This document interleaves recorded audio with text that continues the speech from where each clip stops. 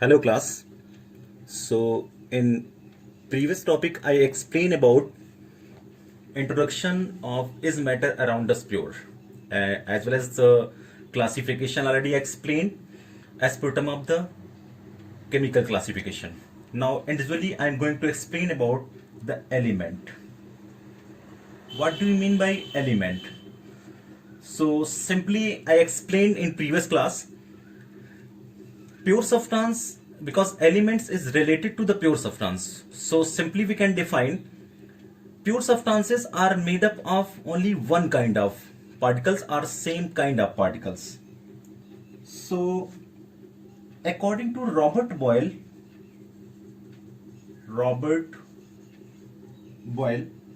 so he was the first scientist who used the term element in 1661. So Robert Boyle was the first scientist using the term element in 1661. After that, Antoine Lavoisier,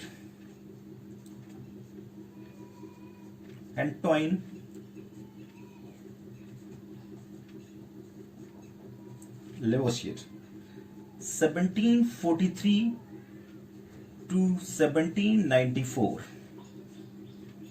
He was French chemist.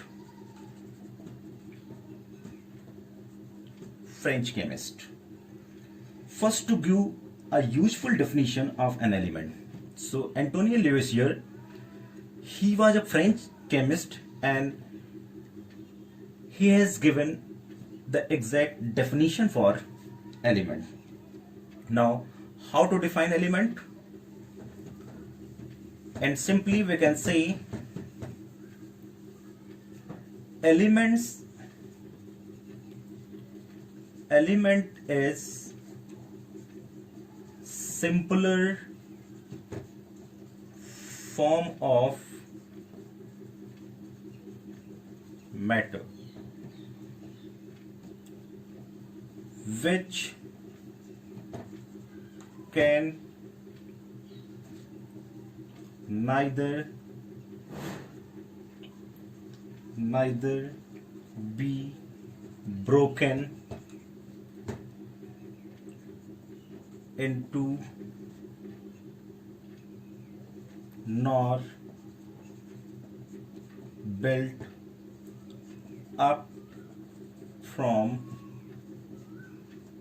simpler substances by any physical or chemical method. So if you have to define the element is simpler form of matter which can neither be broken into not built up from simpler substance by any physical or chemical method. So simply we can say, if you have to define an element is now defined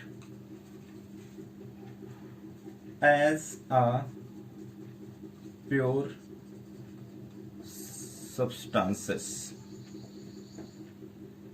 that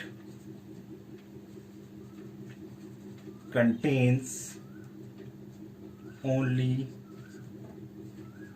one kind of atoms.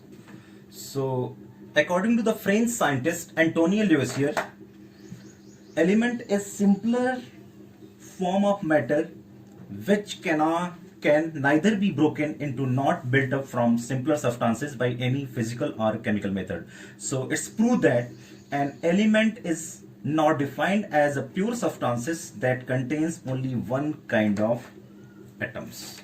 So this is the exact definition for elements. Just note it down.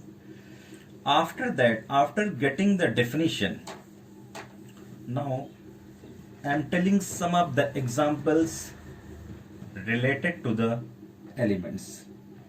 So suppose we are talking about the example. So simply we can say iron is an element. Iron is an element. Iron Fe, that is an element because we may break it into pieces. So as small as possible, but every these small pieces are of iron. Moreover, iron cannot be built from simpler substances. Similarly, iron, aluminium, copper, gold, silver, sulfur, phosphorus, hydrogen, oxygen, etc. are all elements. Water is not an element because it can be broken into hydrogen oxygen. Suppose we are taking water, then what will happen? 2H2 plus O2. So water is not an element, it is a compound because it is split into two simpler substances, hydrogen as well as oxygen. So we concluded that after some of the discussion, we concluded that an element is made up of only one kind of atoms. So already explained, an element is made up of only one kind of atoms,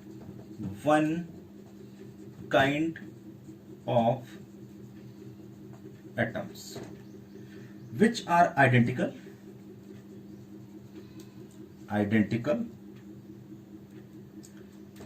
in all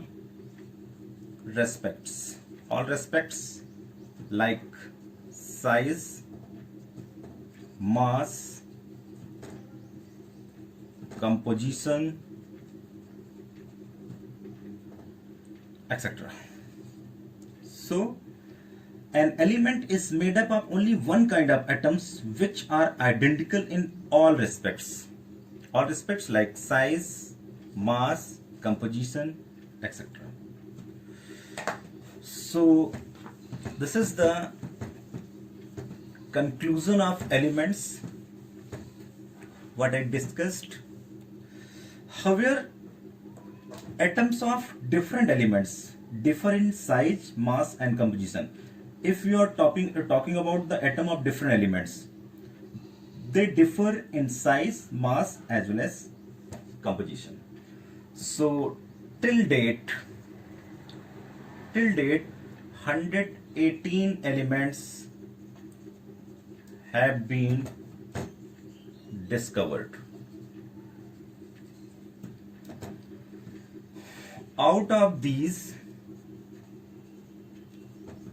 19 elements, already explained, elements have been found to occur in nature. So till date 118 elements have been discovered. Out of these, 90 elements have been found to occur in nature, whereas remaining 28 have been synthesized by the scientist in laboratory. So there are 118 elements have been discovered. Out of these, 19 elements have been found to occur in nature, and remaining 28 have been synthesized by the scientists in laboratory by suitable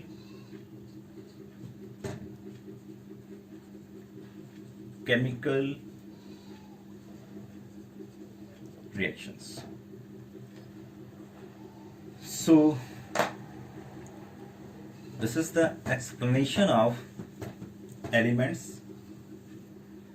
So if you're talking about the further explanation for elements, so elements are found to exist in all three states of matter. So already we or knowing about states of matter. So in this case we will discuss about how many elements are solid, how many elements are liquid, and how many elements are gases. So elements are found to exist in all three states of matter, that is solid, liquid, and third one is gas at room temperature and ordinary pressure. Room temperature and ordinary pressure. So I'm going to define solid elements. What about solid elements? So majority of the elements are solid at room temperatures. Majority of the elements are solid at RT. RT, that means room temperature. For example, suppose I'm taking iron, copper, aluminium, silver, gold, sodium, potassium, sulfur, phosphorus,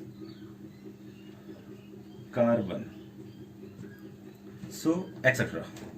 So solid elements, majority of the elements are solid at room temperature. So these are the example of solid elements.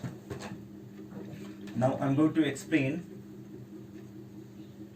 liquid elements. What about liquid elements? So mercury and bromine, exceptional, mercury and bromine are only two elements which are known to exist in liquid states. So these are two elements which are present in liquid state. Only two elements, mercury and bromine. Gallium, cesium, these are also liquid at a temperature.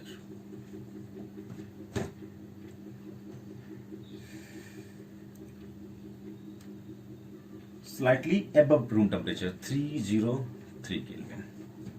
So this is the explanation for liquid state.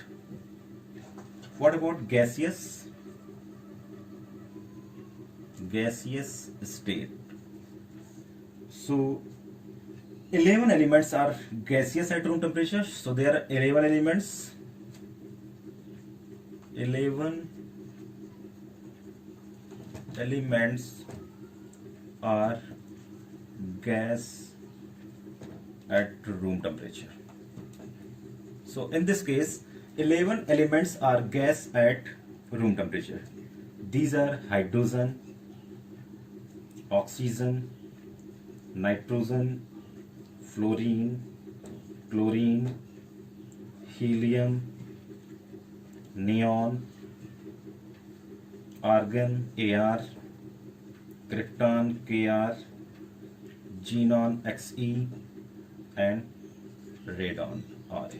1, 2, 3, 4, 5, 6, 7, 8, 9, 10, 11. So these are 11 elements which are gas at room temperature. So this is the explanation about elements which are present in solid, liquid as well as gaseous state. Now